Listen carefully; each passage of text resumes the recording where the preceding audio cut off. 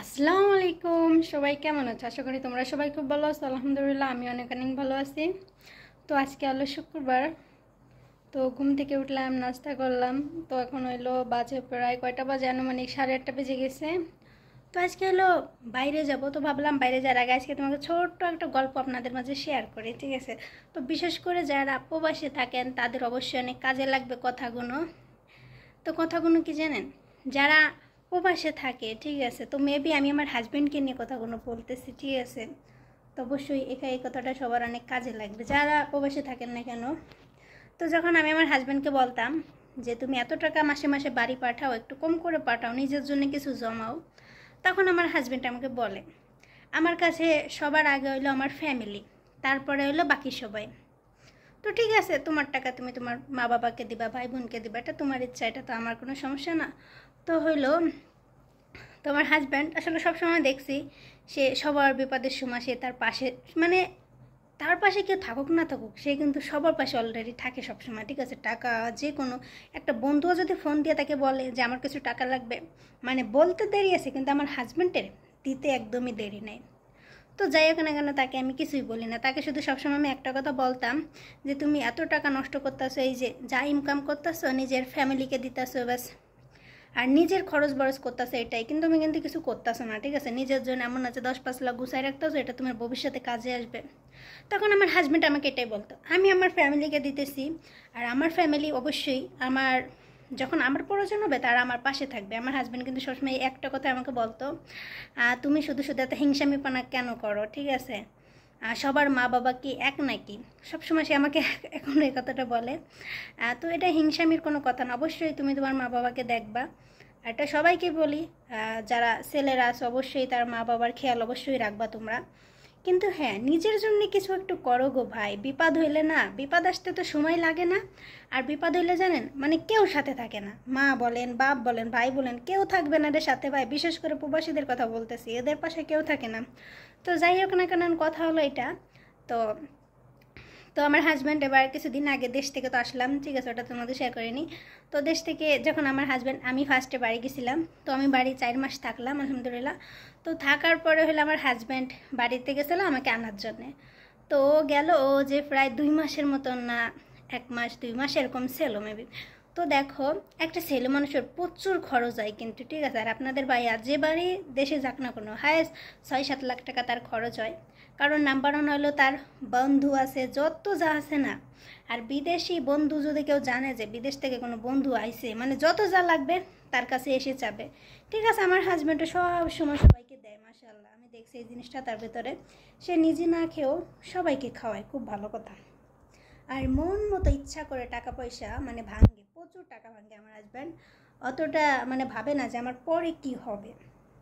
তো যাই হোক না কেন, দেশে গেল তো একটা সমস্যার সময় সে একটা জিনিস বুঝতে পারলো, মেবি সমস্যাটা আমার হয়েছিল। তো সেই সময় সে, তার কাছে টাকা ছিল না। সে অনেক মানুষের কাছে বলছিল যে আমাকে কিছু টাকা দাও, আমি তোমাদের পরে আবার দিয়ে দেবো। কিন্তু তখন যদি বলেন বন্ধু বলেন, মা বাপ বলেন, আত্মীয় স্বজন, ভাই বোন, তাকে কেউ 10টা টাকা দিয়ে কখনো হেল্প করেনি। সবার এটা বলছে যে তুই কি এখন যা দিছিস সেটা আবার ফেরত নিতে আসতেছিস নাকি?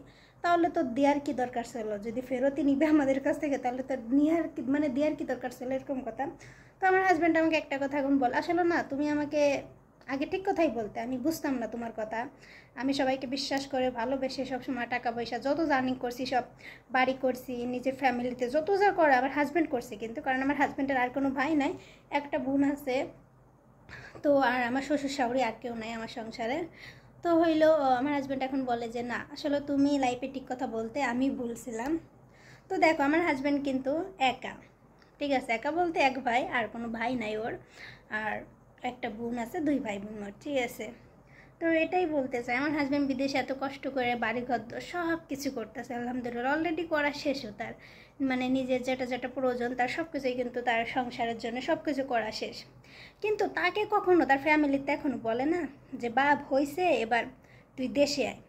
যদি দেশে যাওয়ার কথা বলে যে আমি একেবারে দেশে চলে যাব, কিছু করব, তখন তার ফ্যামিলিতে এটাই বলবে দেশে এসে কি করবি, দেশে কি কাজ বাজ আছে? দেশের মানুষ আরও বিদেশে যায়, তুই বিদেশের থেকে দেশে আসতেছিস, আগে নিজের ভবিষ্যৎটা কর। তো সেই সব মানুষদেরকে বলতে চাই, আচ্ছা ভবিষ্যৎ কাকে বলে? হ্যাঁ, ভবিষ্যৎ কাকে বলে যে মানে বিয়ে হয়ে গেছে আলহামদুলিল্লাহ, আমার হাজব্যান্ড যতটুকু পারছে না কেন ততটুকু করছে, আমি কিন্তু এই শহরে আছি মেবি 9 বছর ধরে আলহামদুলিল্লাহ। তো এটাই আমি বলতে চাই যে মানে ভবিষ্যৎ কাকে বলে। আমি কেন, পৃথিবীর সবাই, কারো কি ক্ষমতা আছে আমার আজীবনে যত টাকা লাগবে আমি সব গুছিয়ে রেখে দেবো? অসম্ভব, এটা কখনোই কেউ পারবে না গুছিয়ে রাখতে। তো এটা আমি বুঝি না, মানে শ্বশুরবাড়ির মানুষ এইটা কেন বলে যে আগে ভবিষ্যৎ গোছাও, তারপরে দেশে আসো, তারপরে বাচ্চা কাচ্চা নাও। কেন? আবার একটা জিনিস আমি দেখছি যে মানে অন্য কারো মেয়ের বেলা সবাই এটাই বলে, এত তাড়াতাড়ি ছেলে মেয়ে নিও না, আগে সংসার উন্নতি হোক, হাজব্যান্ড কাজ করতেছে, বাইরে আসো, লাইফটা একটু সুন্দর করো, তারপরে বাচ্চা কাচ্চা নাও। আবার নিজের মায়েদেরকে বলে তাড়াতাড়ি ছেলে মেয়ে নেই, যদি স্বামী যদি অন্য কারোর সাথে আবার প্রেম টেম করে, পরকিয়া করে, আজকাল ছেলেদের কোনো গ্যারান্টি আছে? আর অন্য কলম মানে, আর আমাদের বেলা, বাড়ির বউদের বেলা, বাবা ছেলে মেয়ে নিতে পারবো না, আগে ভবিষ্যৎ করো, তারপরে হলো ছেলে মেয়ে নাও, ঠিক আছে? তো এটাই বলতে চাই, বিদেশে যারা থাকেন না, আগে নিজের জন্য কিছু গুছান রে ভাই বোন, এটাই বলতে চাই। আপনি লাখ লাখ টাকা আপনার ফ্যামিলিকে দেন, আপনি দেশে যে 10 দিন থাকেন, 1 মাস থাকেন, তখন দেখতে পারবেন যে আসলে আপনার আপন কেউ না, মা বাবা বলেন, আত্মীয় স্বজন বলে, কেউ আপন হয় না, ঠিক আছে? আজকাল আমি একটা জিনিস দেখছি যে মা বাপগুলো খুবই মানে স্বার্থপর হয়ে গেছে। কেন? অনেকে বলবো না মা বাবা স্বার্থপর না, আমি বলবো বোন, টাকা না থাকলে মা বাবাও স্বার্থপর। কারণ যেই ঘরে 2-3টে ছেলে মেয়ে আছে, সেই ঘরের মতো তাকাইলে তুমি বুঝতে পারবা আজকাল মা বাবাও স্বার্থপর হয়ে গেছে। যেই ছেলে ভালো ইনকাম করতে পারে তাকেই দেখি সবাই অনেক অনেক ভালোবাসে, ঠিক আছে? তো বাস্তব কথা হলো এটা, জীবনে বাঁচতে গেলে, এমনকি এই দুনিয়ায় থাকতে হলে নিজের মন মতো চলো, অন্যকে কি বলবে না বলবে সেইগুলো শুনে কিন্তু একদমই চলা যাবে না। তো এই জন্যে বিদেশে যারা থাকো অবশ্যই যেই টাকাটাই মানে ইনকাম করো না কেন, মাস ঘিরে নিজের জন্য যদি পারো না 2000 টাকাও নিজে ব্যাংকে রেখে দাও, ভবিষ্যতে দেখবা ওইটাও অনেক কাজে আসবে, ঠিক আছে? আর এখন তোমার শরীর ভালো আছে, ইনকাম করতেছো, খাইতেছো, দাইতেছো, কিন্তু ভবিষ্যতে এমন হইতে পারে যে তোমার কাজ করার ক্ষমতাও থাকবে না, তখন কি জানো, তোমার ফ্যামিলি মানুষও দেখবে না, নিজের বউও দেখবে না, যেটা বাস্তব কথা, আত্মীয় স্বজনও কখনো দেখবে না। এই জন্যে সবাই যার যার টাকা পয়সা নিজের নামে কিছু হলে জমায়ও, ঠিক আছে? সব আজ আত্মীয় স্বজনকে দিতেছো, আত্মীয় স্বজন কিন্তু তোমাকে আজীবন কখনোই দেখবে না। আর ভিডিওটা ভালো লেগে থাকলে অবশ্যই বন্ধুরা সাবস্ক্রাইব করতে কিন্তু একদমই ভুলবেন না। আর যারা যারা ওমানে থাকো, ওমান থেকে আমার ভিডিওটা দেখো, অবশ্যই আমাকে জানাবা। তো আল্লাহ হাফেজ, সবাই ভালো থাকবেন, ইনশাআল্লাহ পরবর্তী ভিডিওতে আপনাদের সাথে আবার দেখা হবে।